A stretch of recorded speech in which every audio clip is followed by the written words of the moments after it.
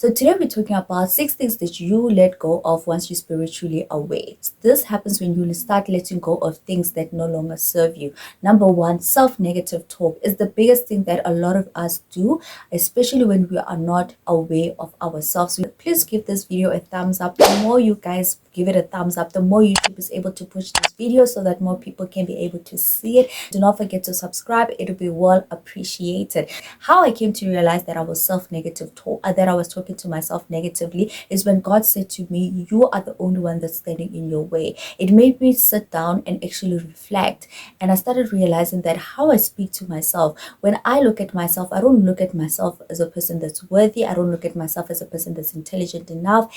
Even when somebody praises me for my intelligence or praises me for how I do things, I often find myself thinking, oh, am I really that worthy? That feeling of unworthiness and thinking that you're unworthy is the very thing that is making you dig yourself more into a hole. What I started doing is that I started writing down all the negative things that I do and say, and I have been praying about them. And what I'm realizing, that the more I pray about them, the more I'm able to catch myself in the act, the more I am aware, even when I'm doing it, even after I do it. It's helping me to rewrite my inner dialogue. It's making me aware of what's stopping me from fully growing spiritually, from fully growing mentally and emotionally. Number 2, a fear-based living.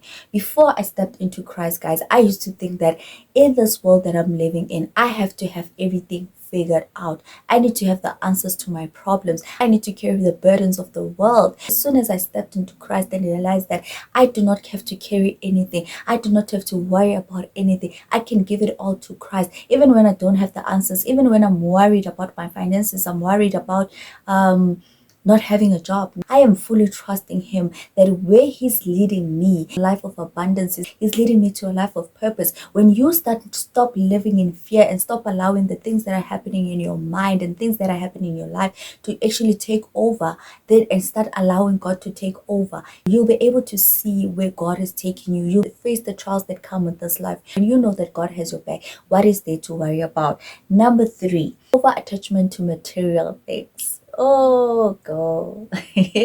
This actually happened recently. So I was saying to God, I really want to get closer to you, but I feel like there are things that are holding me back. There are things that I feel like they're standing in the way of me fully building a relationship with you. When you start bringing certain things to God, is able to show you what are the things that are holding you back from him. And one of the things that were holding me back from him is my attachment to material things. I realized that I looked at material things as achievement. I looked at them as being having leverage over others, showing them that I'm not a failure. And all of those feelings, they stem from your own insecurities. Or if you find yourself being attached to material things, wanting to look good in front of the eyes of other people, then you need to sit down and ask yourself, where is your identity rooted? Because if your identity is rooted in the material things, you're going to have them and they won't satisfy you, or you're going to fight to have them but not be able to reach them or reach the level of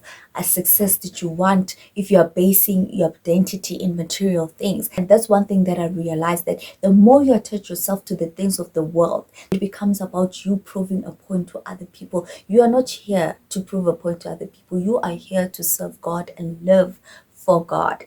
Number 4, toxic relationships. Whenever you find yourself in relationships that are draining, relationships that leave you empty, they leave you feeling like you must always try to prove a point, then you are in a toxic relationship. Be it a relationship, be it a friendship, be it a family relationship. If you don't start having those boundaries and start drawing lines, you are the one that's going to be drained. Get yourself to a point where it's so easy for you to walk away from things that no longer serve you. Yes, it's going to be scary. Yes, you're going to doubt yourself, but get yourself to that point, because once you've passed that hurdle of walking away from things that no longer serve you, you'd be surprised by the peace that you receive on the other side, the restoration that you receive on the other side when you start making decisions that serve you. Even if it's family, if you have to speak to that person once a week, or you have to cut the communication altogether, You are going to be stripped of certain things because they do not align with Christ. They do not align with the life that you are living when you are stepping into Christ. So you need to be ready for all of that.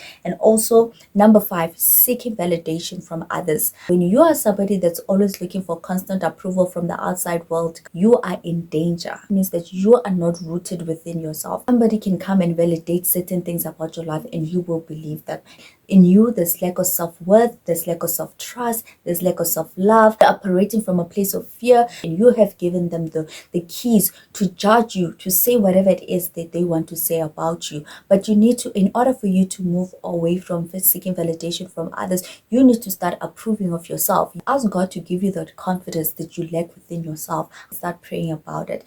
Number 6, overconsumption of distractions. I talk about this on my channel all the time. Social media, television, streaming platforms. If you are overindulging in these things, you're allowing the external noise to invade your space. So now when you start becoming spiritually aware, you start realizing that watching certain things no longer serve you. Watching certain things trigger certain things within yourself. And how do you stop now from watching all of these things? In February, I wanted to try this challenge, a 7-day no TV challenge.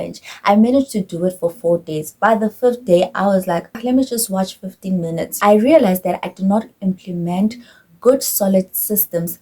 The reason why I decided to try this challenge is because I realized that I was addicted to my streaming app. I watched it all the time. Whenever I was done with the series, I was ready to try another series. It was taking so much of my time that's needed to be spent with God, time that's needed for me to invest in myself. So what I decided to do is that I was going to cancel my membership. So as soon as I was done watching the series that I was watching, I canceled my membership. Number 1, I was aware that this thing is a distraction in my life. It's keeping me from doing productive things. 2, I realized that I needed to make a drastic change in order to start taking my time back. Then once I canceled that membership, God also stopped me from the enjoyment of watching other influencers who are doing lifestyle content. And I realized that, so I needed to make this drastic change so God can also meet me halfway. If you are not able to stay away from your phone, start setting up clocks. And then once you start setting up a clock, then you know that after 5 minutes, I need to leave my phone alone. It will honestly just start by little. And I promise you, once you implement those little systems in your life, you will definitely see a difference. Those are the 6 things highly spiritual people quit slowly. And do not forget to check out my digital store. The link is in the description. I'll definitely see you in another one.